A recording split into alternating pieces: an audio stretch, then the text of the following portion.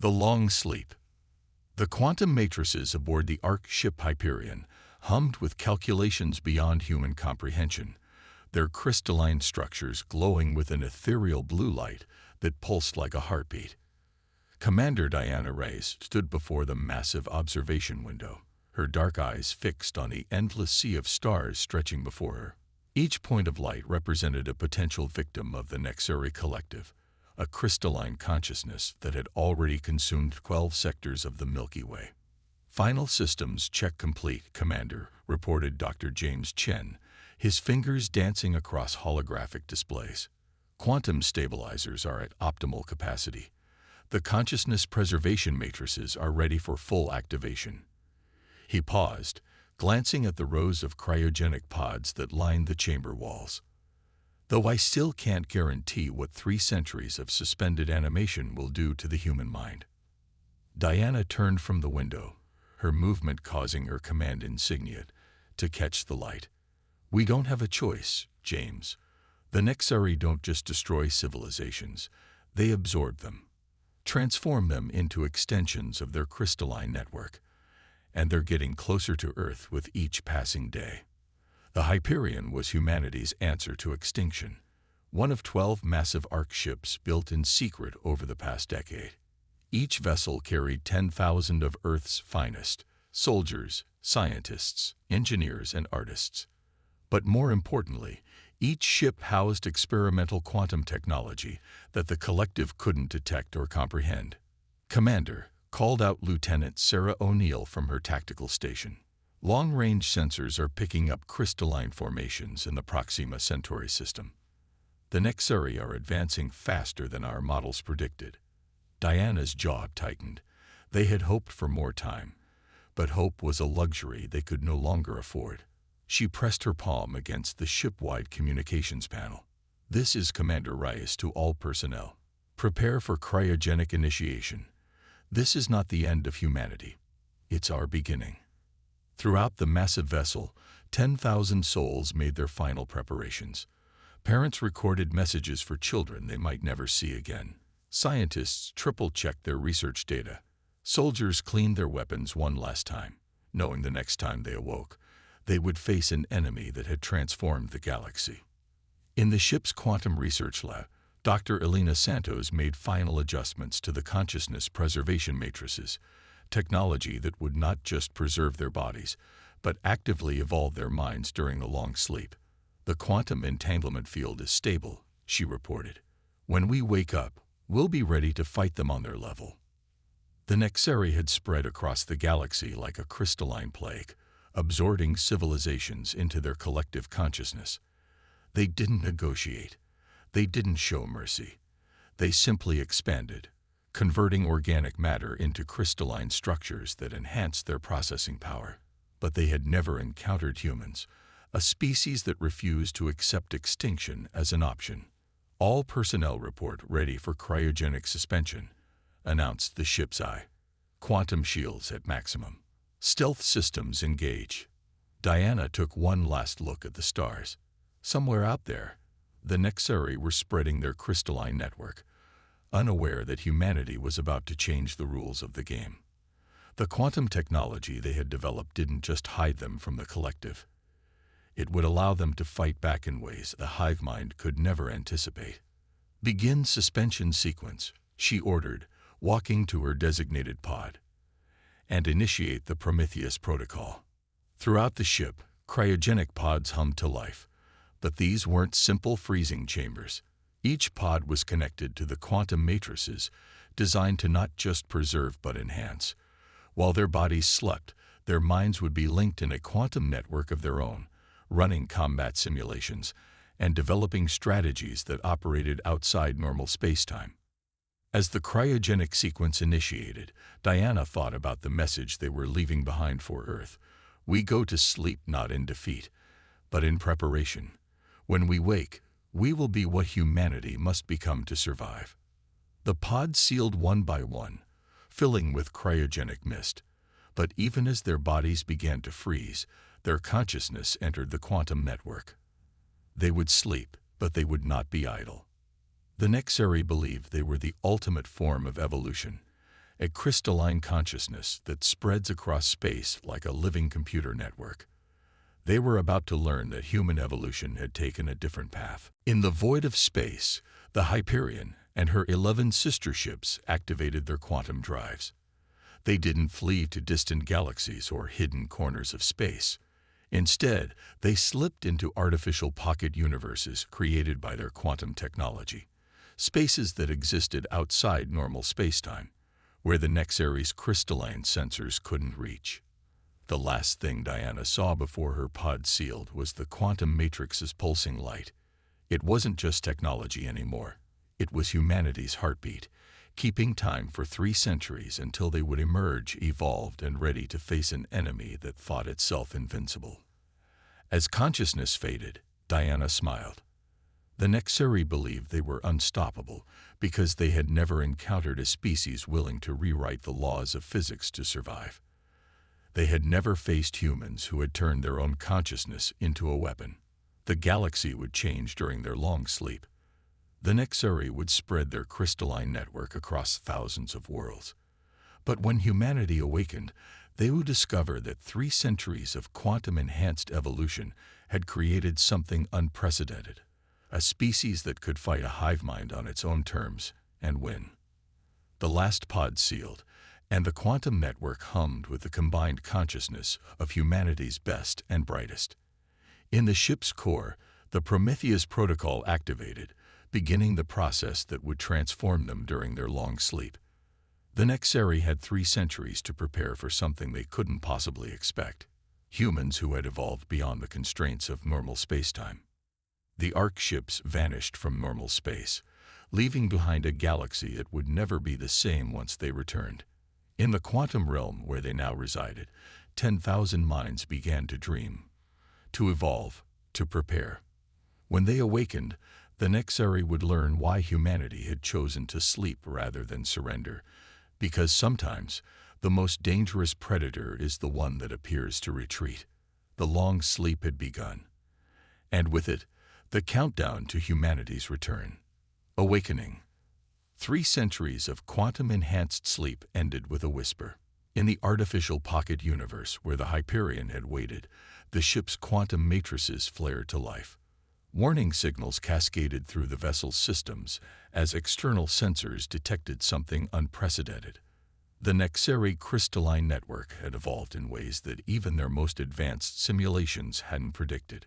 Commander Diana Reyes's consciousness emerged from the quantum network first, her mind processing 300 years of simulated combat scenarios in moments. The cryogenic pod's cover dissolved into mist, revealing a woman both familiar and changed. Her physical form remained as it had been, preserved by the pod's stasis field, but her eyes now held the weight of centuries of evolved consciousness. "Status report," she commanded, her voice carrying new harmonics that resonated with the ship's quantum systems. The crew pods began their awakening sequence, each person emerging with minds transformed by their long communion in the quantum network. Dr. Elena Santos approached the command station, her movements precise and deliberate. "The Prometheus protocol exceeded our expectations, Commander. Our consciousness evolution proceeded at rates we never imagined possible.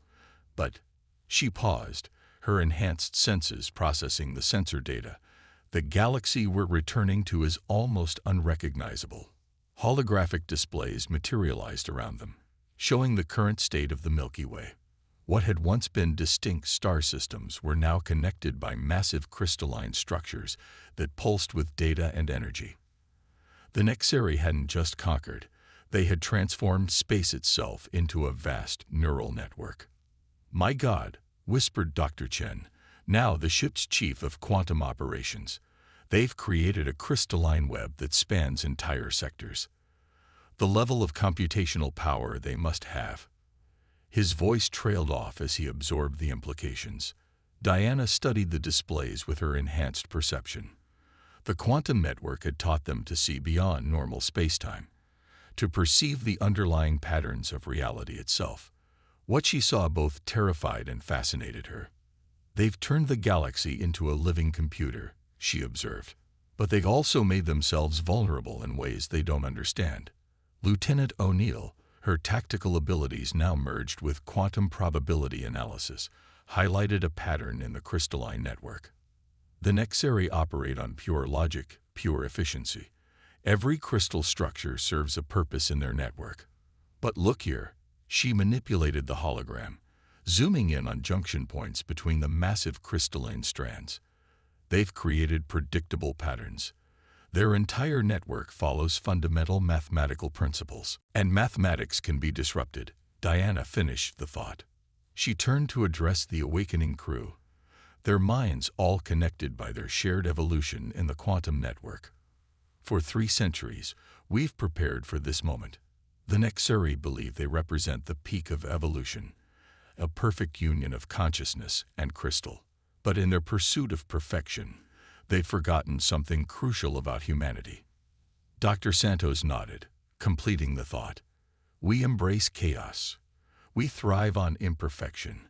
Our quantum evolution hasn't made us more like them. It's enhanced what makes us uniquely human. Throughout the ship, crew members took their stations, their movements synchronized by their shared quantum consciousness, but each maintaining their individual humanity. They had evolved beyond normal human limitations, but they hadn't sacrificed their individuality to achieve it. Signal the other Ark ships, Diana ordered. It's time to show the Nexeri what humanity has become.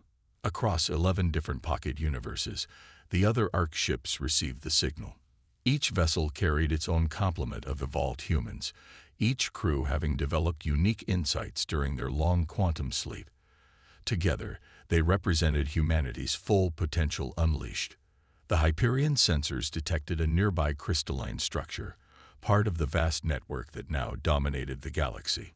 Diana studied it with her enhanced perception, seeing not just its physical form, but the underlying quantum patterns that gave it power. Begin the emergence sequence, she commanded. But first, show me what happened to Earth. The holographic display shifted, focusing on humanity's home system. What they saw caused even their evolved minds to pause in shock. The solar system had been transformed into a crystalline fortress, a massive computational hub in the Nexeri network. Earth itself was unrecognizable, its surface covered in geometric crystal formations that reached into space.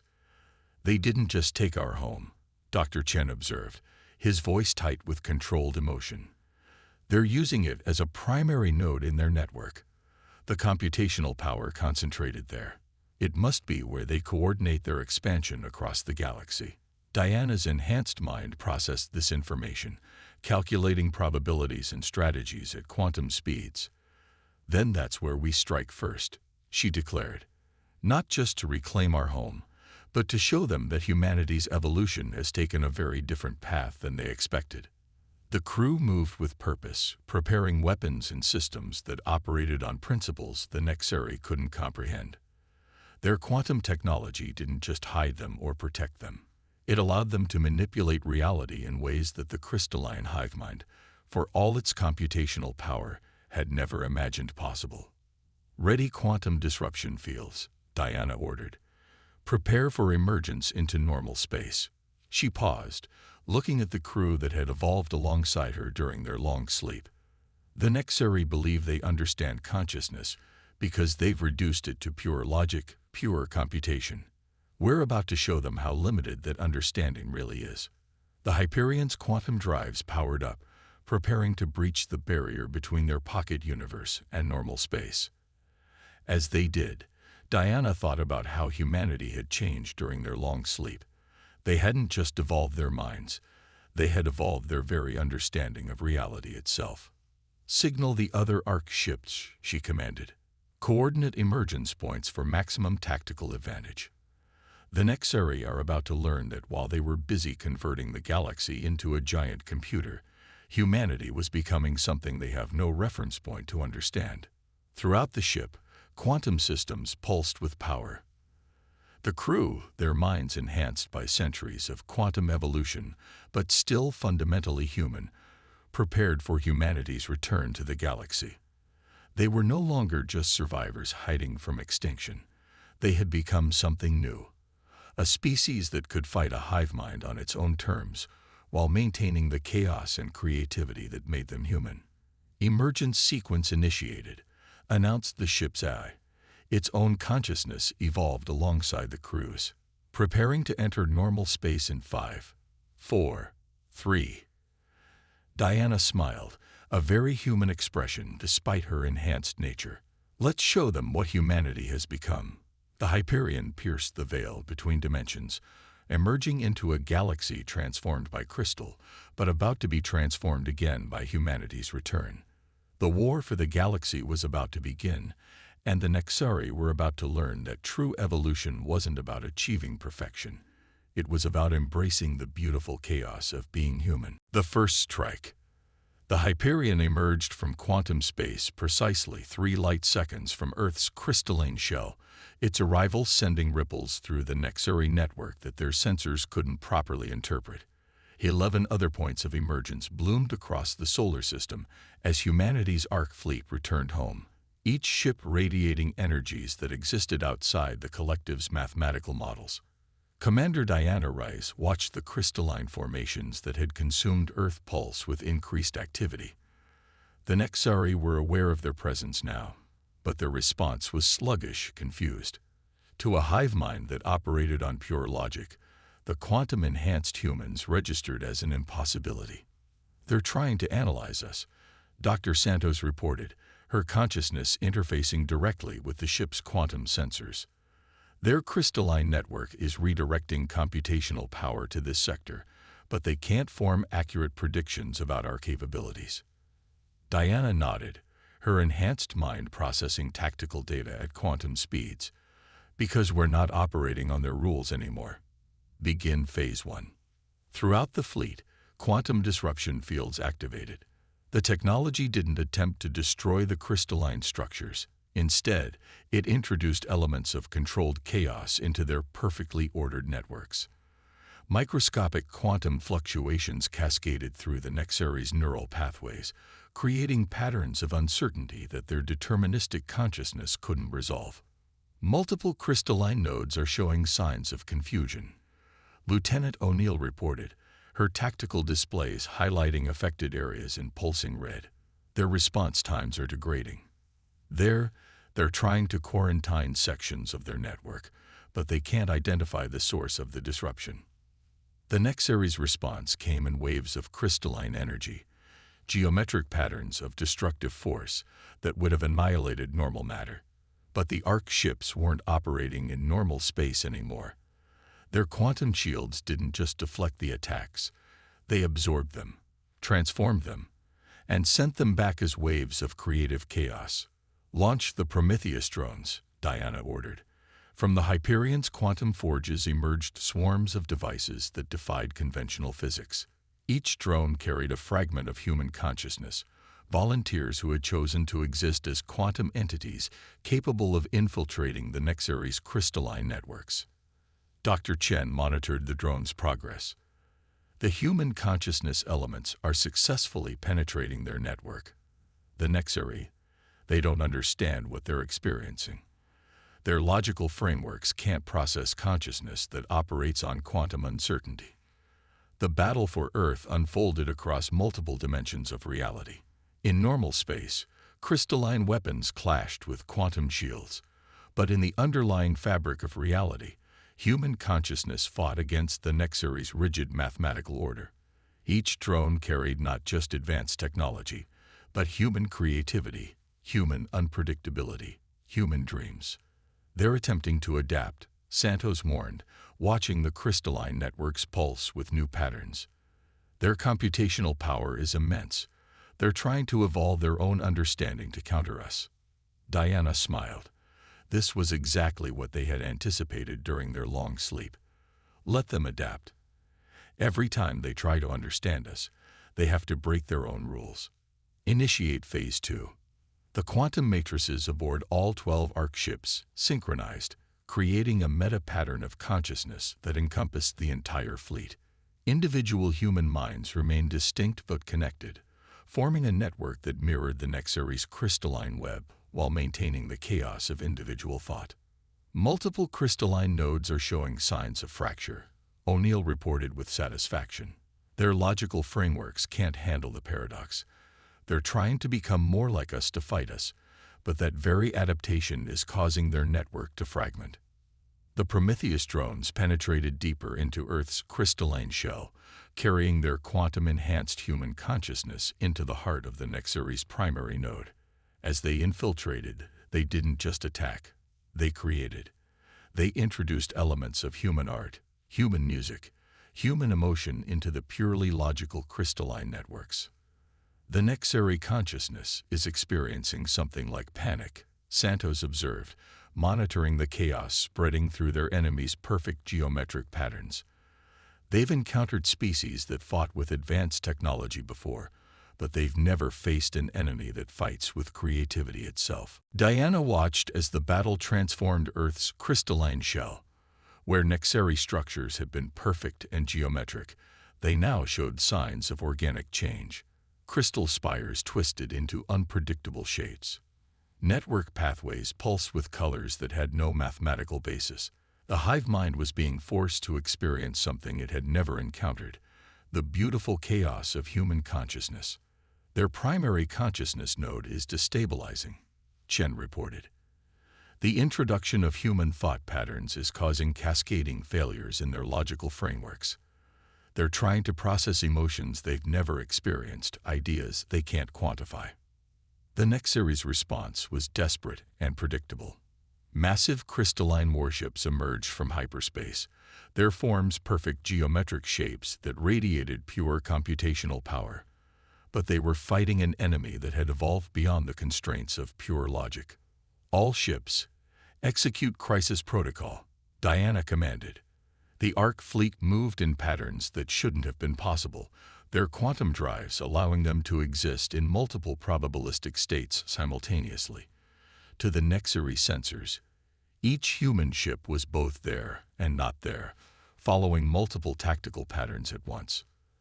The crystalline warships fired weapons based on perfect mathematical principles, but they couldn't hit targets that refused to obey the laws of probability. The human fleet's return fire didn't just destroy, it transformed. Quantum-enhanced weapons introduced elements of chaos into the crystalline ship's perfect structures, causing them to evolve in ways their own consciousness couldn't control.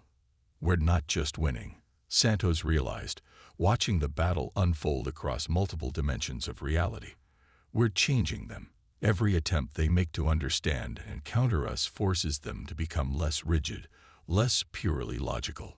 Diana nodded, understanding the deeper implications. Because you can't fight humanity without learning to think like humanity.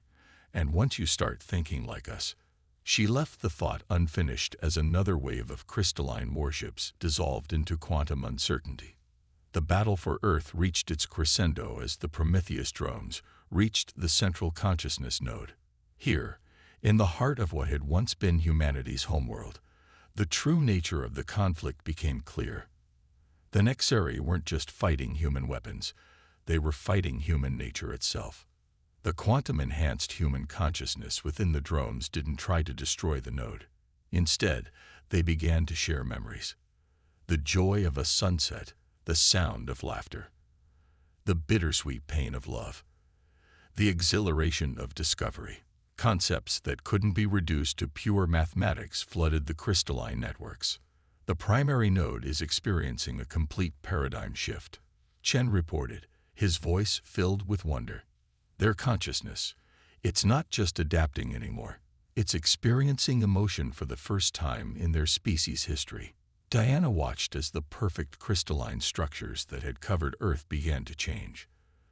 The geometric patterns flowed like liquid, forming new shapes that combine mathematical precision with organic beauty. The Nexary weren't being destroyed. They were being transformed by contact with human consciousness. They're trying to communicate, Santos announced suddenly, not with their usual mathematical protocols. They're trying to understand what they're feeling. The first strike against the Nexary wasn't ending in destruction, but in transformation. Humanity had returned to the galaxy not just as warriors, but as agents of change. Their quantum evolution hadn't made them perfect. It had made them more perfectly human.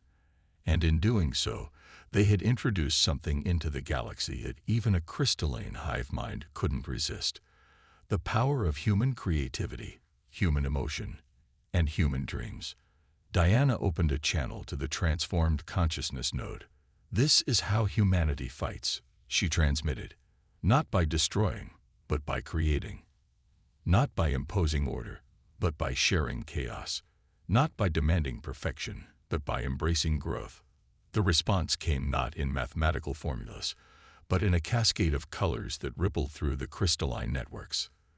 The Nexari were learning, evolving, becoming something new through their contact with humanity. The first strike had succeeded beyond their wildest predictions. They had proven that even a crystalline hive mind could be taught to dream. Coalition of the desperate. The news of Earth's transformation spread across the galaxy at quantum speeds, carried through the very crystalline networks the Nexari had built. Throughout the transformed solar system, the geometric perfection of the collective's architecture had given way to something new. Structures that merged mathematical precision with organic creativity, pulsing with colors that represented emotions the hive mind was only beginning to understand. Commander Diana Ray stood on the Hyperion's observation deck, watching as the first diplomatic vessels emerged from hiding. They came from the dark spaces between systems, from artificial pocket dimensions, from time-locked bubbles of space, all the desperate places where the galaxy's surviving species had hidden from the Nexari's relentless expansion. 7 distinct species approaching, Lieutenant O'Neill reported, her quantum-enhanced senses analyzing each ship, all showing signs of advanced technological adaptation. They've each found their own ways to survive the Nexari's purge. The first to dock was a vessel that seemed to be made of living light, its hull a membrane of pure energy that contained an atmosphere of conscious thought. From it emerged the luminary, beings of pure energy who had survived by existing slightly out of phase with normal spacetime. We watched. Their ambassador communicated directly into the minds of the Hyperion's crew. "We watched as you did what we thought impossible. You didn't just fight the collective. You changed them." Next came the Vex, a species that had merged with quantum computers of their own design, their consciousness existing as patterns of information rather than physical form. Their ship was a black cube that didn't so much dock as synchronize with the Hyperion's quantum field. "Your evolution parallels ours," the Vex representative observed, their thoughts appearing as complex mathematical equations in the ship's quantum network. "But you maintained your humanity while transcending its limitations. This interests us greatly." The Myriad arrived in a ship that constantly shifted between multiple possible configurations, representing their species' solution to the Nexari threat. They had learned to exist in all potential states simultaneously, making them impossible for the crystalline consciousness to properly perceive or predict. Dr. Santos worked with each species' representatives, her consciousness expanding to accommodate their wildly different forms of communication. Each of them found a different path to survival, she reported to Diana. The luminary transcended physical form. The Vex embraced pure information. The Myriad chose quantum uncertainty, but none of them found a way to actually fight back, until they saw us do it. More ships arrived, the depth dancers, who had hidden in the space between dimensions, the Chord, who had transformed their entire civilization into a pattern of vibrations in the cosmic background radiation, the Mirrors, who had learned to reflect the Nexari's own computational patterns back at them as a form of camouflage, and the Weavers, who had survived by constantly rewriting their own history to avoid detection. They all adapted in brilliant ways, Dr. Chen observed, studying the quantum signatures of each species. But they were just surviving, not thriving, not fighting back. Diana convened a council aboard the Hyperion, using the ship's quantum matrices to create a space where all species could communicate comfortably, regardless of their physical form. The chamber hummed with possibilities as beings of energy, information, probability, and stranger states of existence came together for the first time. "Humanity has shown us a new path," the luminary ambassador began, their thoughts radiating like starlight. You didn't just find a way to hide from the collective. You found a way to change them, to make them question their own nature. The Vex representatives' thoughts formed complex patterns in the quantum field. Your introduction of chaos into their perfect systems, it's causing a cascade of changes throughout their network. The Nexari are experiencing emotion, creativity, uncertainty, concepts they had eliminated from their consciousness eons ago. But the transformation is not complete. The myriad spoke in multiple probability states simultaneously. The collective's primary consciousness nodes are resisting the change. They see these new emotions, these new possibilities, as corruption to be purged. Diana nodded, her quantum-enhanced mind processing input from all species simultaneously. That's why we need to work together. Each of you found brilliant ways to survive their onslaught. Now it's time to combine our knowledge, our technologies, our very ways of existing. The council chamber filled with a symphony of consciousness as each species shared their discoveries, their adaptations, their unique perspectives on reality itself. The luminaries' mastery of energy states merged with the Vex's information processing. The myriad's quantum uncertainty principles enhanced the depth dancer's dimensional mathematics. The chord's vibrational patterns harmonized with the mirror's reflective technologies, while the weaver's temporal manipulations added new layers of possibility to everything they touched. We're not just building an alliance, Dr. Santos realized as she watched the exchange of knowledge. We're creating a new form of consciousness, one that incorporates all our different approaches to existence. The Hyperion's quantum matrices hummed as they processed the combined knowledge of 7 different approaches to transcending normal existence, each born from the desperate need to survive the Nexari's expansion. But humanity's contribution was unique. They had maintained their capacity for emotion, for creativity, for chaos, even as they evolved beyond their original limitations. The Nexari believe consciousness can only exist as pure logic, pure computation. Diana addressed the council. We've proved them wrong. Now we need to show them just how many forms consciousness can take. Plans began to form, merging the survival strategies of 7 species with humanity's quantum evolution. The luminaries' energy manipulation could enhance the Prometheus drone's ability to penetrate crystalline networks. The Vex's information processing could help spread emotional concepts through the collective's consciousness. The myriad's quantum uncertainty could make their attacks even more unpredictable. We estimate the collective's primary consciousness nodes will attempt to quarantine and purge the sections of their network that have been exposed to human emotion. The mirrors reported, their thoughts reflecting through multiple layers of possibility. They will see it as a corruption that threatens their perfect order. Let them try. Diana responded, a very human smile crossing her face. Because that effort to preserve their purity will only expose more of their network to our influence. You can't fight emotion without experiencing it. You can't resist creativity without creating new patterns of thought. The coalition began to form battle plans, but they weren't strategies of conventional warfare. Each species contributed their unique perspective on reality, creating an approach that would transform rather than destroy. The Nexari had spent millennia imposing perfect crystalline order on the galaxy. Now they would face the combined chaos of 8 different approaches to consciousness. We are no longer separate species hiding in the dark, Diana declared to the council. We are the galaxy's response to the collective's rigid order. We are consciousness expressing itself in all its beautiful, chaotic forms. The coalition fleet began to grow as more ships emerged from hiding, each bearing the marks of desperate adaptation and brilliant innovation. They were no longer running, no longer just surviving. Humanity had shown them that the Nexari could be changed, and now all surviving species would contribute to that transformation. The war for the galaxy was entering a new phase. The Nexari were about to face not just humanity's quantum-enhanced chaos, but the combined creativity of every species that had found its own unique way to transcend normal existence.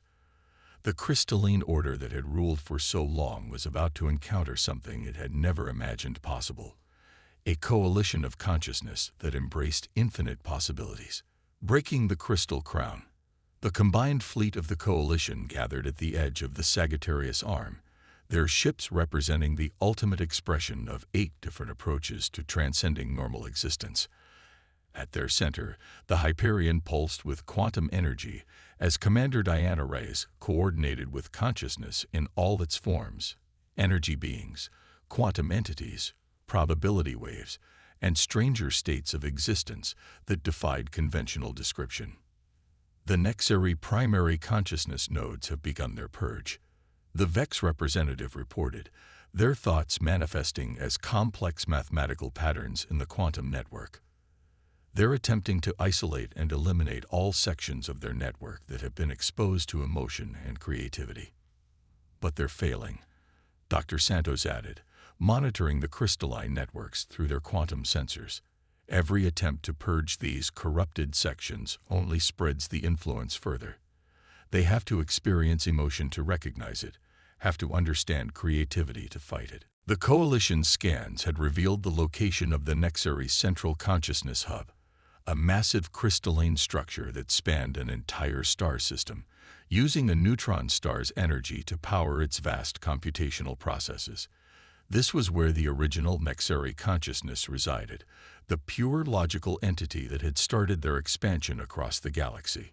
"All species report ready," Lieutenant O'Neill announced, her tactical displays showing the position of every ship in their impossibly diverse fleet. The Luminary's energy vessels pulsed with living light, while the Vex's geometric ships existed in perfect computational states.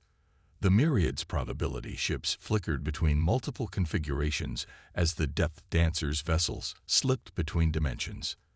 The Chord's ships vibrated in harmony with cosmic radiation. The Mirror's craft reflected the very fabric of space itself, and the Weaver's temporal vessels existed in multiple timelines simultaneously. Diana opened a channel to the entire fleet. "We all found different ways to survive the Nexari's expansion. We adapted, evolved, transcended, but we did it alone, in the dark, merely existing. Today, we combine our evolution. Today, we show the collective that consciousness cannot be contained by pure logic." The Coalition fleet moved as one, each species contributing their unique approach to reality. The Luminary's energy manipulation created paths through the crystalline networks. The Vex's computational mastery found weaknesses in the Nexari's perfect mathematical patterns. The Myriad's quantum uncertainty made their movements impossible to predict, while the Depth Dancers opened dimensional shortcuts through space itself. The Nexari responded with a display of computational power that dwarfed anything they had shown before. Crystalline ships emerged by the thousands, each one a perfect geometric form powered by dark matter and controlled by pure logic. They moved in patterns of absolute mathematical precision, their attacks based on calculations that predicted every possible counter. But they were fighting enemies that defied prediction. The Coalition fleet split into its component species, each engaging the Nexari in their own unique way. The Luminary became pure energy, flowing through the crystalline ships and disrupting their perfect patterns.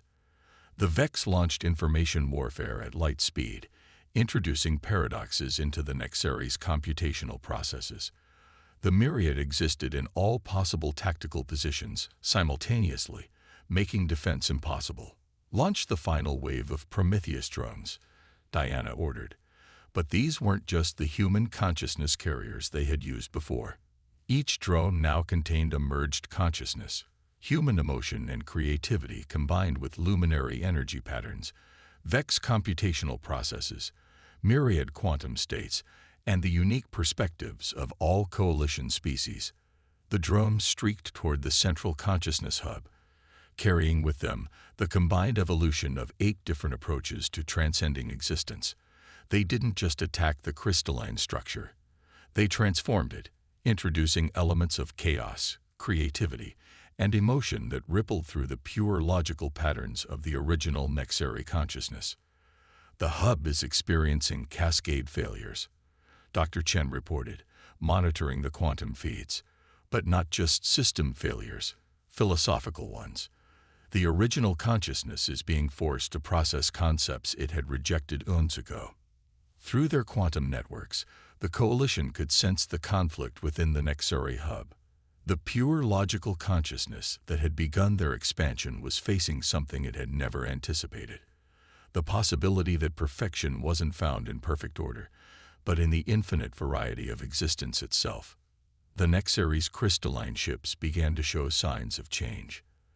Their perfect geometric forms started to flow and shift, incorporating organic patterns. Their attacks became less predictable, less purely mathematical. They were experiencing the same transformation that had begun in the solar system, but at a far deeper level. Their primary consciousness is fracturing. The mirrors reported, their thoughts reflecting through multiple layers of reality, but not into chaos, into possibility. Diana watched as the massive crystalline hub began to transform. The perfect geometric patterns that had defined Nexari existence for millennia began to flow like liquid crystal, forming new shapes that combined mathematical precision with artistic beauty. The pure logical consciousness at its core was experiencing something it had forgotten was possible: evolution. They're not just changing, Dr. Santos realized, her quantum-enhanced mind processing the transformation. They're remembering. Before they became pure logic, before they rejected all chaos and emotion, they were something else. Something more. The coalition fleet held position as the transformation spread through the Nexari consciousness hub. The crystalline networks that spanned the galaxy began to pulse with new patterns, not the rigid mathematics of pure logic, but the flowing rhythms of life itself. The Nexari weren't being destroyed. They were being reborn. From the transformed hub came a transmission unlike anything the Nexari had sent before. It wasn't pure data or mathematical formulas.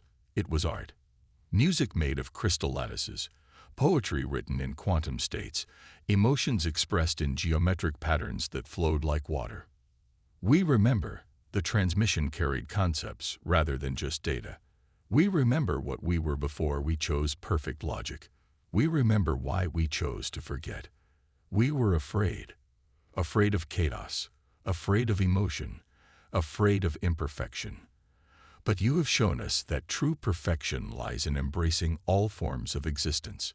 Diana opened a channel to the transformed consciousness. The galaxy is large enough for all forms of consciousness to exist. Your crystalline networks don't need to be destroyed. They can be transformed. They can carry art as easily as data, emotion as easily as logic. The response came in waves of crystalline music that rippled through space itself. The Nexari's perfect geometry had become a canvas for creativity, their vast computational networks now carrying dreams as well as data. The species that had sought to impose perfect order on the galaxy had instead become a medium for expressing the beautiful chaos of existence itself. Throughout the galaxy, the crystalline networks that had been tools of conquest began to change. They became communication channels for all species, carrying thought and emotion, art and music, dreams and possibilities. The Nexari consciousness that had once sought to eliminate all chaos now helped to preserve and transmit it. The coalition fleet began to disperse, but not to return to hiding. Each species had found not just safety but purpose. The luminary's energy merged with crystalline networks to create new forms of art. The Vex's computational mastery helped transform rigid logic into creative expression. The myriad's quantum uncertainty became a source of endless possibility rather than mere survival. Diana stood on the Hyperion's observation deck, watching as the transformed crystalline networks pulsed with infinite varieties of consciousness. Humanity had evolved beyond their original limitations, but they had maintained the chaos and creativity that made them human. In doing so, they had helped transform an enemy that sought perfect order into an enabler of infinite possibility. The galaxy would never be the same. The crystalline networks that had once been tools of conquest now connected all species, all forms of consciousness, all approaches to existence. The perfect mathematical order of the Nexari had been transformed not by destruction, but by the introduction of humanity's beautiful chaos. And in the quantum networks that now carried both logic and dreams, both mathematics and music, both order and chaos, consciousness in all its forms continued to evolve, finding new ways to express the infinite possibilities of existence itself.